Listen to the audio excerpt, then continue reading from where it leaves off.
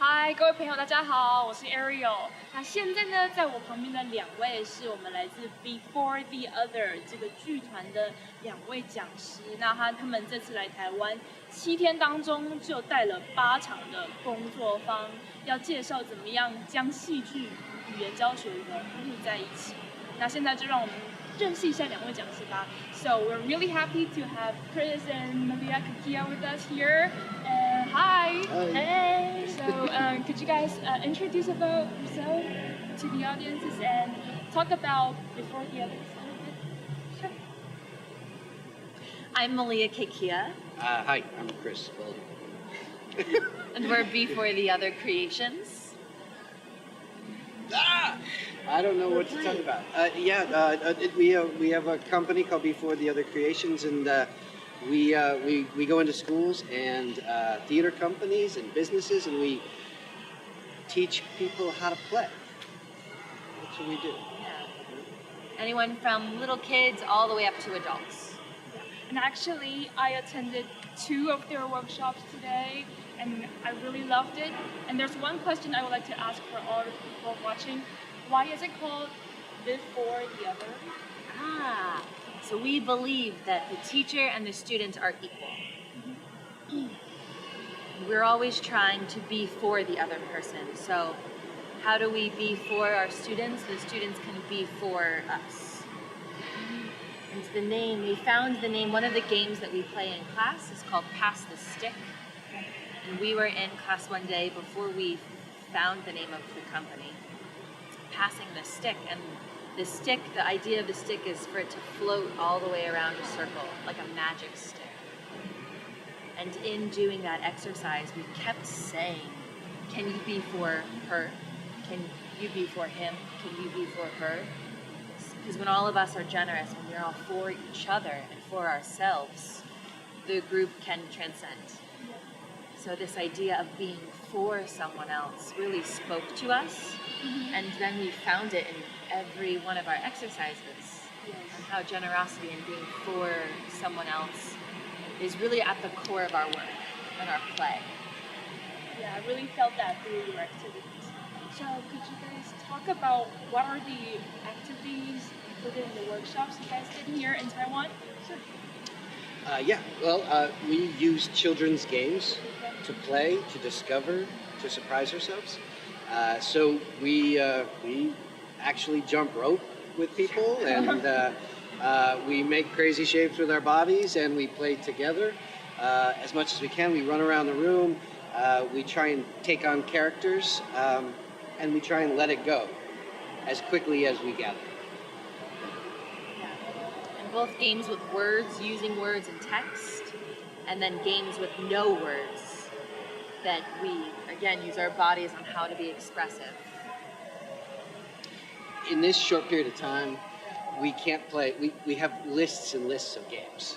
We have so many games that we like to play, and a lot of them are like rocks, paper, scissors, and red light, green light. Do you have that here? Yeah, we do. Jumping rope, playing catch with balls. Like, we have a bunch of games, but in 3 hours we can only play so many games. But there's a lot of games that we play that are just like kids on a playground.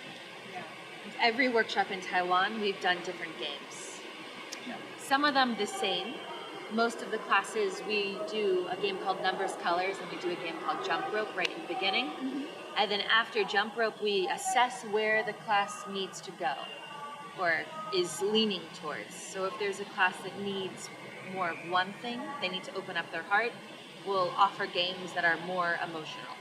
If there's a class that needs to speak a lot, because everything is very internal, we'll offer games that are more text and spoken, depending on what the class needs.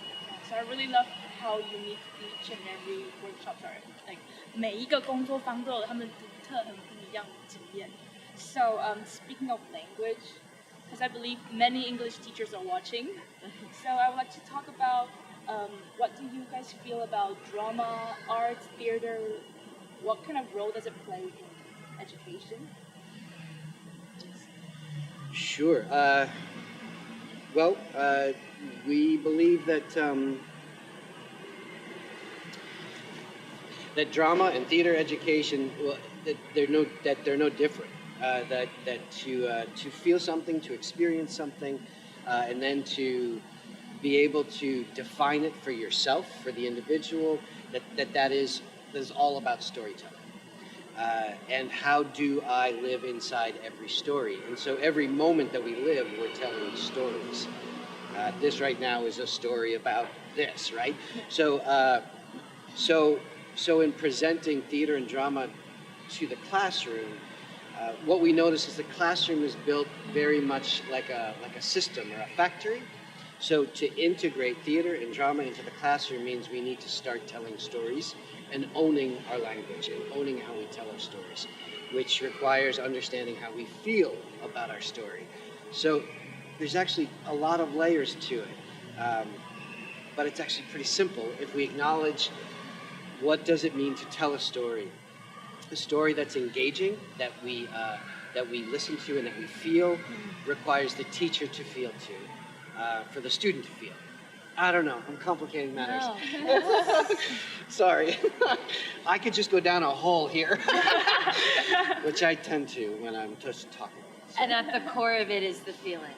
Yeah. It's the idea of we go to see a show, to a museum, to a dance concert, to a music concert, to feel. And that is at the root of all language, is the feeling of the words. So what we encourage the teachers to do, the student to do, is to feel honestly, with no judgment. So they can feel happy and they can feel angry. And we, as facilitators, can hold space for both. Because any feeling is a good feeling, because it's feeling. And that's the important part of how we learn language.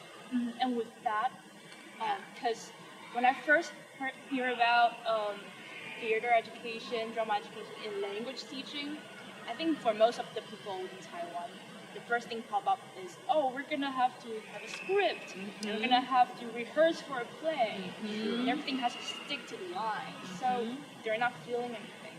So I believe many teachers here today in the workshop will also be shocked at how different it is from their imagination of theater, drama, arts, and education. And I also feel like within the field, when you have the feeling, you feel more brave to do improvisation. You feel brave to speak out what your heart feels, and that's when you start to breathe life into language. Beautiful, yes. So, yeah, I really enjoyed it. We don't use the word a lot, but I heard it today in the second class. The teacher mentioned the word dynamic, and I think storytelling that is powerful and that catches me is dynamic storytelling. Whether it's something I see or something I hear or something I can actually feel the energy happening.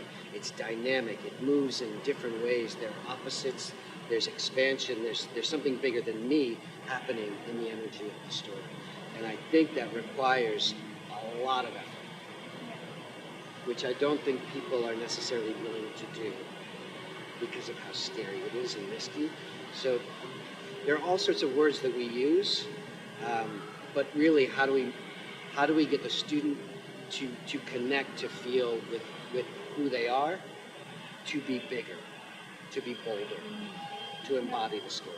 And the teachers were showing them, like exactly, the teacher are giving them out like themselves, everything, 100% out there. Yeah.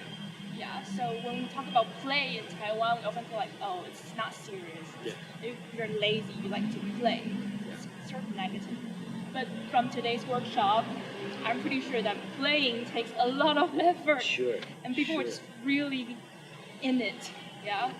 So yeah, it's really beautiful.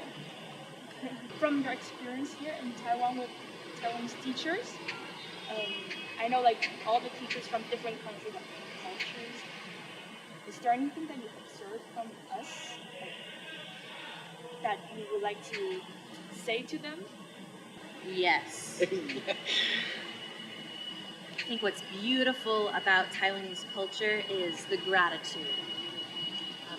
We find that people here are so grateful, they're so humble and thankful to be meeting you, to be sharing space with you. And there's a willingness to want to do it and the fear of not knowing how to do it. And what we want to offer, what we like to offer is to mess up with glory, with abundance, because there's many paths to the same mountain. And that failure is a beautiful thing. Failure is one of our biggest teachers, and you don't have to get it right on the very first try. Because your students, when you give out a math test, don't know how to do all the problems. They also have to fail in order to learn. And as teachers, we have to be willing to do the same thing for our students. We say that we teach, our style is instead of a vertical teaching, where there's the teacher, the boss, the authority, someone up at the top, and everyone else below you, that we're on a horizontal level, where everyone is equal. And I believe the Taiwanese teachers right now are like here. Like they want to be here, and they're understanding how.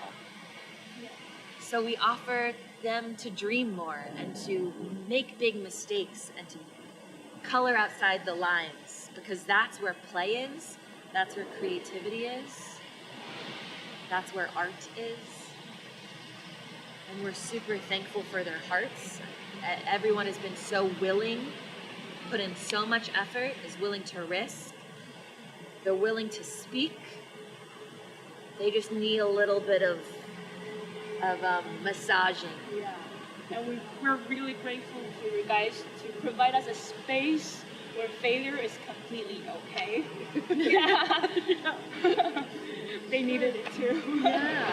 We all do. That's the human thing. I think that's what's beautiful about teaching. It's why we do what we do, is because everybody is human. No matter where we're from in the world, we are all the same. And once we can break that down and understand that, knowing too that we're no different than a 3-year-old and an 80-year-old, that we're all people, that's that leveling out. That's seeing each other fully, which we believe is where the magic happens. That was really nice. Thank you for the message. And thank you for coming to Taiwan. Thank you. 谢谢，所以谢谢两位很棒的讲师。所以今天这个工作坊真的让我们学到非常多，也希望大家未来还有机会的话，多多参加这个非常难得的工作坊。谢谢 ，Thank you， Bye. Thank you.